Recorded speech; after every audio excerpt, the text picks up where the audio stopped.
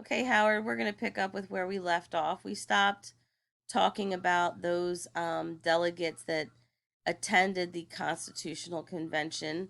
I'm going to briefly move the screen up so that we can kind of revisit who were important at the convention.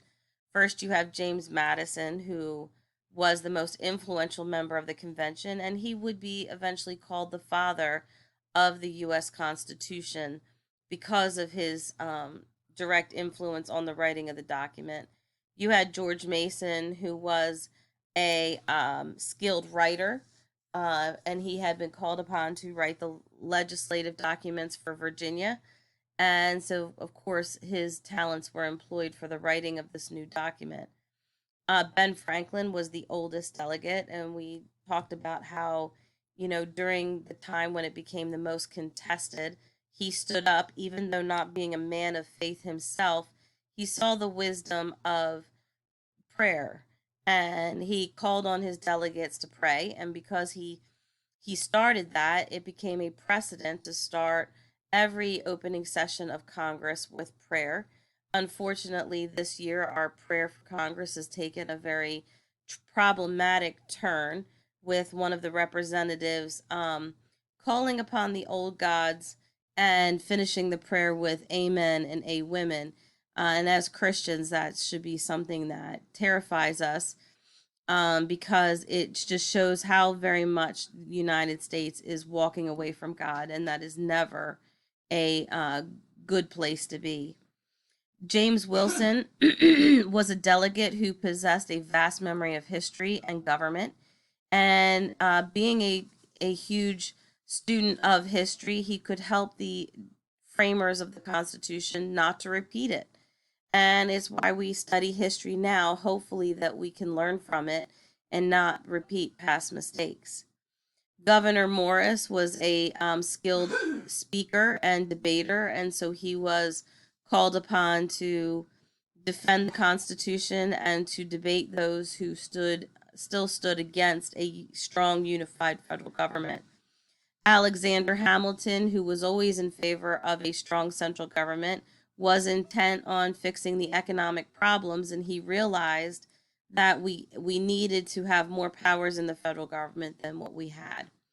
We noted that Thomas Jefferson, John Adams, and Thomas Paine were out of the country at the time of the convention, and that was probably providential. Thomas Jefferson was never a fan of a strong central government. He's not going to change his views until he becomes president. So he would have been a huge um, anti federalist, and he would have spoken out strongly. And because he's the one who wrote the Declaration of Independence, who knows? Maybe he would have had a swaying effect that would have kept the Constitution from moving forward.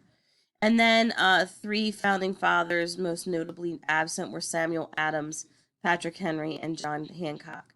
Now we're getting into building of the Constitution. And as I mentioned before, when they came to the convention in Philadelphia, they were not going to build a brand new government. They were actually just going to improve upon the government they had under the Articles of Confederation. But I believe as debates and discussion emerged in that room, they realized that a brand new government was exactly what they needed. So, in deciding what kind of government, everyone unanimously agreed that the type of government that the United States should be built on was a republic. And under a republic, the elected officials are chosen by the people, and the people willingly submit themselves to the government that they have selected. And that the check and the balance to this is that the government and the people both would be limited by the written law, and that it could not be changed. Now, this is a form of government that had been practiced by the Greeks, somewhat practiced by the Romans before it became a democracy.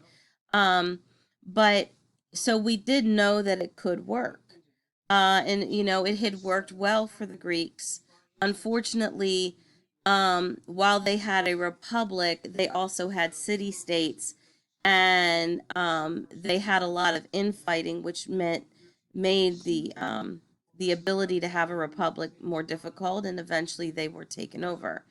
Um, but the one thing that they did not have was that the government was limited by the law.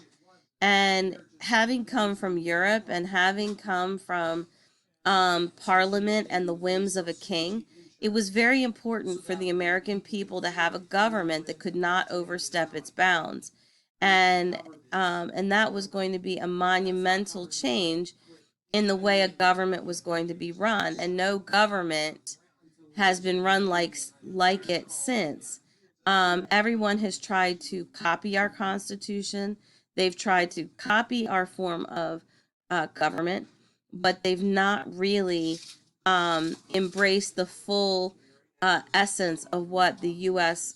Government and Constitution mean. Under this new government, the government would be have multiple branches that would have unique powers and responsibilities. So rather than having just a king and a parliament, which would have been the executive and the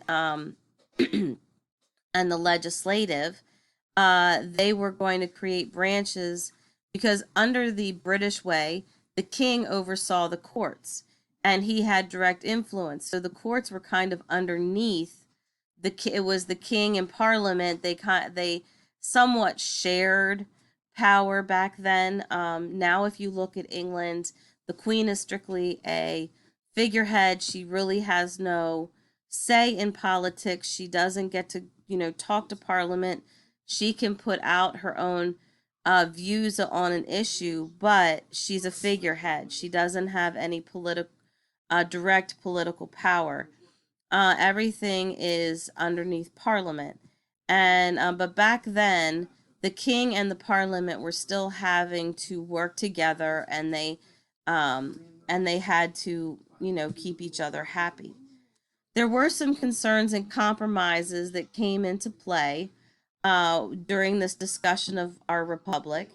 And it's the reason why our Constitution is actually known as a bundle full of compromises. Because you have to remember that as I've said before, we were 13 individual states. We were not unified underneath the moniker of, hey, we're American. We were colonists, and we gained our identities from the colonies we hailed from. And so the colony concerns for Virginia were going to be vastly different from the colony concerns of Massachusetts. Um, and everybody was very much afraid, again, of being micromanaged, because remember that before the Revolutionary War, that England tried to micromanage us, tried to come in and impose their will over the colonies, and the colonies had enjoyed over 100 years of unsupervised freedom at that point. So this was a huge deal for these men to come to the table and willingly submit themselves and work together and not promote 100% the full concerns of their colony. What they did disagree on is they disagreed on the amount of power that should be given to the central government, and they disagreed on the basis of representation, and they disagreed on the slavery issue, as well as the international and interstate commerces. So I guess if you were looking at that, you'd wonder, what did they agree on? They agreed on the fact that we needed a new government, that something had to be done and something had to be better. They just all had their own ideas how to get to that new government. And that's where the compromises come in. So capital letter C, the Great Compromise. The major division at the meeting was between the small states and the large states. The small states were always very afraid that the large states, having more resources, more population, bigger militia, that they would eventually usurp the power of the smaller states. And so they were looking for an equal voice. The large states had were concerned that, for having as being large, they had greater needs than the smaller states, and they felt like their needs would not be addressed. So you have two different plans being proposed. One was the Virginia plan, which obviously favored the large states, and you had the New Jersey plan, which favored the small states. So, little letter A, the Virginia plan was proposed by James Madison and Edmund Randolph. Under this plan, you had a two-house legislature, which is called a bicameral legislature. And in both of these houses, the representation would be determined by population of the state. Obviously, this would favor the larger states because they had the larger amounts of people living within them. And this was not going to be accepted by the smaller states. The New Jersey plan was proposed by a group of delegates from New Jersey. No one man was clearly noted as being the author. Under this plan, it called for a unicameral or one house legislature. And in this legislature, every state had one vote. That was it. One vote. That's all you got. And so then you have Roger Sherman coming from another small state, Connecticut, and he proposes the Connecticut Plan, which becomes known as the Great Compromise. Under the Great Compromise, he says, okay, well, let's take the bicameral legislature proposed in the Virginia Plan, and let's make the upper house the Senate, and in the Senate, it's going to be equal representation. So every state got 2 votes, 2 senators per state. And the purpose of the Senate would be to represent the state governments, the actual needs of the state governments in place. And then the lower house was going to be called the House of Representatives. And it would be in the House of Representatives that representation would be based on the population. So in this case, everybody is assured representation at the table, but obviously this house would represent the people. So it makes sense that representation will be based on the population because it would be directly be the voice of the people. And so this plan was acceptable. Now, the way they kept this balanced in the House of Representatives is every 10 years. In fact, 2020 was the most current census taken, but they agreed that every 10 years there would be a census taken so that the shift in population could be monitored, because maybe, you know, people stopped liked living in Virginia and they wanted to move to a smaller state. Then that would afford the smaller states the ability to gain representation in the House if their population grew. And this is what, and this became acceptable to both the larger states and the smaller states, and it gave birth to our Congress. Then we have the Commerce Compromise, and this again, this was over the northern states versus the southern states. In our class, we talked about how with the settlement of all the